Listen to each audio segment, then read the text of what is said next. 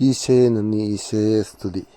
ഇന്ന് വീണ്ടും ഒരു ദിവസം കൂടി നമ്മുടെ ജീവിതത്തിൽ നമ്മളെ അനുഗ്രഹിച്ച ദൈവത്തിന് നന്ദി പറഞ്ഞുകൊണ്ട് നമ്മുടെ പ്രാർത്ഥനയിലേക്ക് നമുക്ക് കിടക്കാം.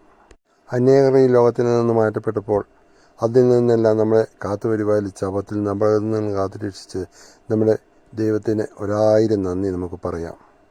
നിന്റെ ശത്രു നീ ഉയരില്ല എന്ന് വിധി എഴുതിയ സ്ഥാനത്ത് ദൈവം തമ്പുരാൻ നിന്നെ ഉയർത്തിയ ആ വലിയ കൃപയ്ക്കായിട്ട് 1000 നന്ദി പറയാം.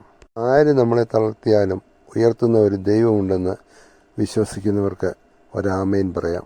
1000 കഷ്ടതയുടെ മധ്യത്തിലൂടെ കടന്നു പോകുമ്പോഴും നിനക്ക് കൈത്താങ്ങായി നിന്റെ കൂടെ ഇരിക്കുന്ന ഒരു ദൈവമുണ്ട്. അതിനായി നന്ദി പറയാം. ഒരു നിമിഷം നമ്മുടെ കണ്ണുകളെ നമുക്ക് അടയ്ക്കാം.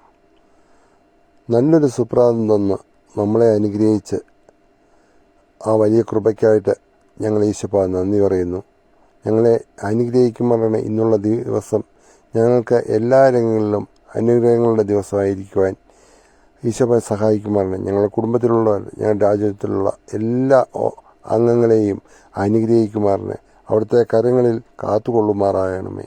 രോഗത്തിൽ നിന്നും അപകടത്തിൽ നിന്നും വരാവുന്ന എല്ലാ കഷ്ടത്തിൽ നിന്നും ഓരോ വ്യക്തികളെയും കാത്തു പരിപാലിച്ചു കൊള്ളുമാറാണ്. ഈശോയുടെ വലിയ അനുഗ്രഹം കൃപ കൂടെ ഇരിക്കുമാറാകണമേ എന്ന് പ്രാർത്ഥിക്കുന്നു.